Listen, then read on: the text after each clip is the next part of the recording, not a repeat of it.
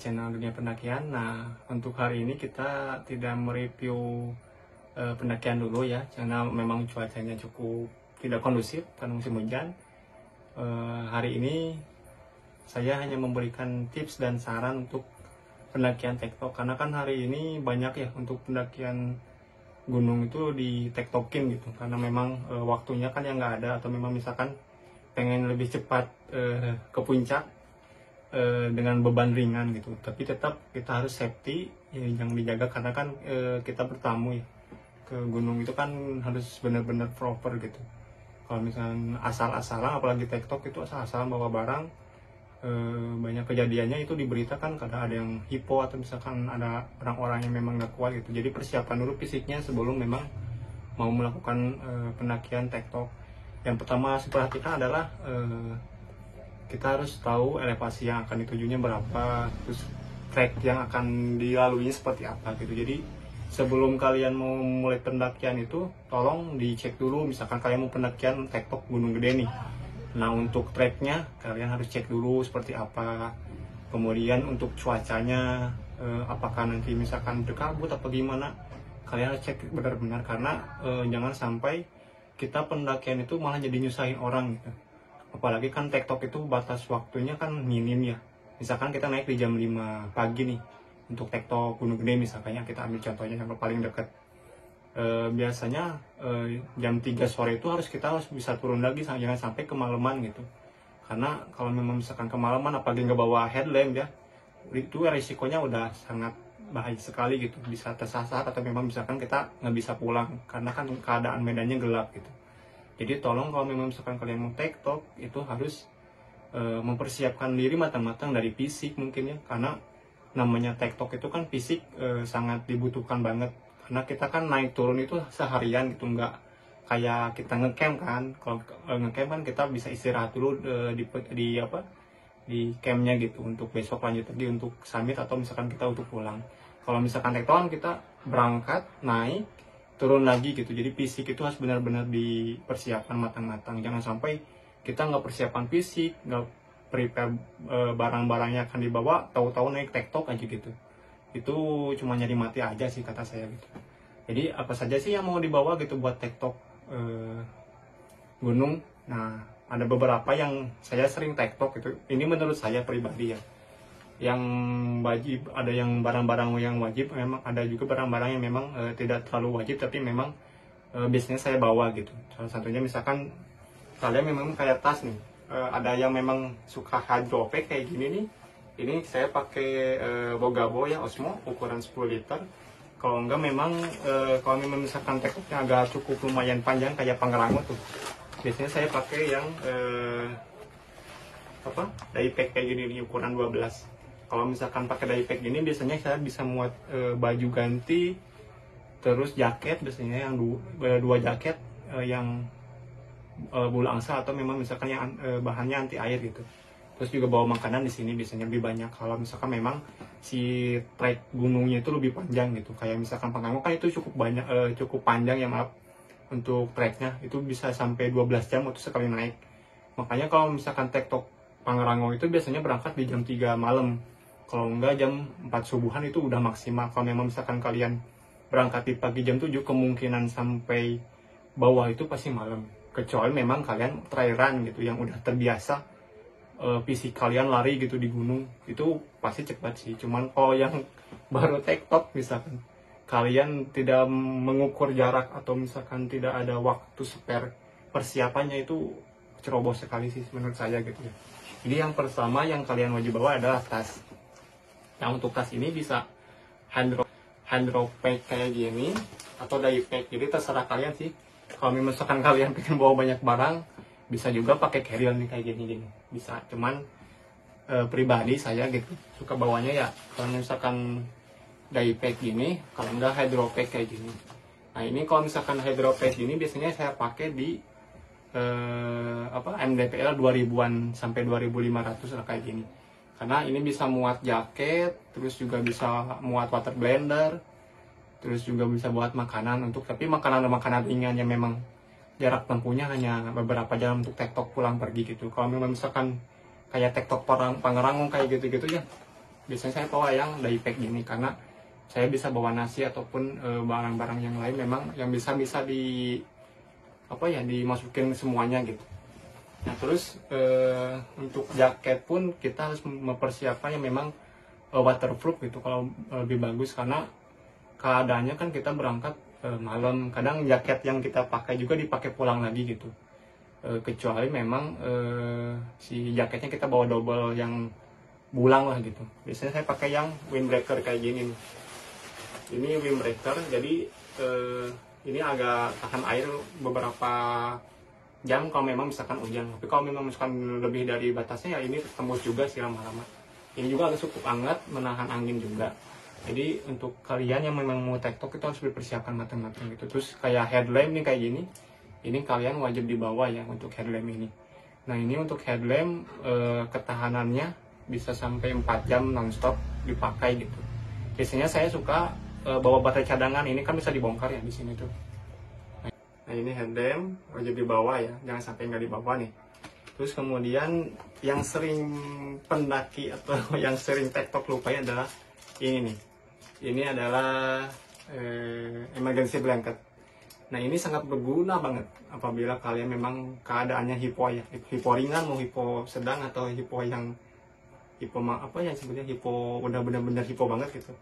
Tapi orang-orang sering lupa gitu meremehkan ini, padahal ini sangat berguna. Nah ini tuh cara pakainya itu cukup mudah sebenarnya. Kalau memang misalkan kalian hipo ringan atau memang kena badai di puncak atau perjalanan, kalian tinggal buka terus kalian selimutin ke badan kalian. Ini dijamin hangat sih menurut saya.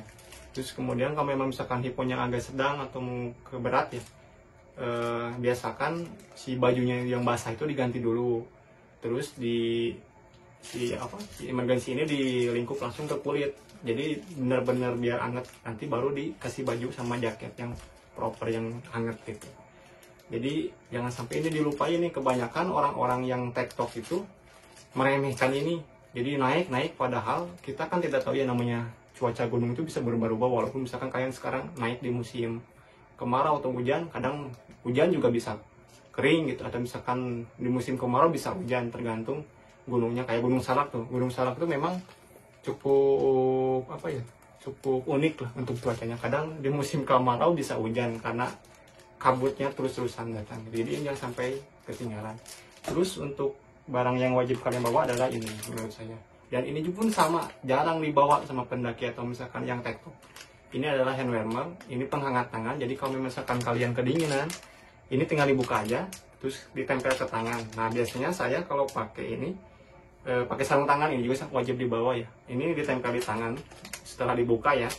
Terus nanti kalian didobel sarung tangan lagi. Jadi itu lebih cukup menahan hawa panas. Nah ini untuk ketahanan panas ini sebenarnya 8 jam. Cuman saya pernah pakai maksimalnya itu di 5 jam udah hilang panasnya. Ini cukup lumayan lah untuk menahan dingin gitu. Jadi jangan sampai yang dua ini terlupakan menurut saya. Ini sangat-sangat membantu sekali saat kalian pendakian TikTok atau memang kalian pendakian camp ya, camp 2 hari 1 malam misalnya. Ini jangan sampai ini dilupakan gitu. Terus untuk selanjutnya mungkin P3K ini. Nah ini juga sangat wajib banget menurut saya. Kebanyakan yang TikTok juga sama, asal naik bawa tas, bawa minum, bawa makan udah. Padahal P3K ini wajib, emergency ini wajib, dan hand warmer ini wajib. Kenapa yang 3 ini wajib sangat-sangat jangan sampai ketinggalan? Karena ini memang nyawanya pendaki menurut saya. Apabila kalian kecelakaan, kalian sudah tahu cara penanganannya. Kalau misalkan kalian terkena hipo, kalian bisa menanganinya secepat mungkin di awal. Kalau kalian memang sudah memulai ada gejala-gejala kedinginan juga, ini bisa membantu gitu. Jadi jangan sampai kalian itu ceroboh lah gitu kalau naik gunung, karena naik gunung itu 50-50, 50% kalian bisa hidup, 50% juga kalian bisa mati gitu. Jadi tergantung kalian memilih keadaannya seperti apa. Nah untuk P3K ini isinya banyak, nanti mungkin saya akan jelaskan di next video ya. Karena ini cukup banyak saya simpen, kayak obat-obatan pribadi, terus juga penanganan kecelakaan P3K yang standar lah. Terus juga ada beberapa obat kayak sakit badan atau apalah gitu, di sini banyak. Terus kemudian juga mungkin water blender nih. Ini yang lebih mudah sih menurut saya daripada kalian bawa aqua. Kenapa? Yang pertama ini kalian bisa isi tergantung ukuran. Biasanya ini saya pakai yang 3 liter ya, daripada yang 1 liter. Kenapa saya pakai yang 3 liter? Karena saya sering banyak minum. Kedua, banyak gunung itu tidak semuanya itu ada sumber air. Kayak Gunung Salak kan susah ya. Kalian cuma ada, kalau Salak Piace Melati itu biasanya ada, sekarang sih sama pos 6. Kemarin ada yang pasang paralon tuh ke atas. Nah biasanya saya suka pakainya ini yang 3 liter karena biar turun naik itu tetap masih ada air. Kenapa? Kalaupun misalkan teman saya habis, teman-teman saya bisa ngambil dari saya gitu. Terus juga saya biasanya bawa botol minum yang penghangat gini. Ini cukup hangat ya. Kalau misalkan kalian bawa air panas juga cukup membantu daripada kalian bawa kompor portable tuh yang kecil-kecil ya. Kalau apalagi ke TikTok kan agak ribet ya, harus bawa kompor ke atas ke puncak gitu. Biasanya saya pakai ini, cuman memang untuk kapasitas panasnya itu ketahanannya cuman di maksimal 4-5 jam. Udah itu ya dingin gitu. Cuman yang untuk TikTok ya lumayan sih, agak menghangatkan tubuh kalau kalian memang misalkan suka ngopi ataupun bikin energen lah gitu ya. Ini cukup membantu sekali. Oke, kita review lagi. Apa sih yang wajib dibawa untuk TikTok? Yang pertama adalah tas.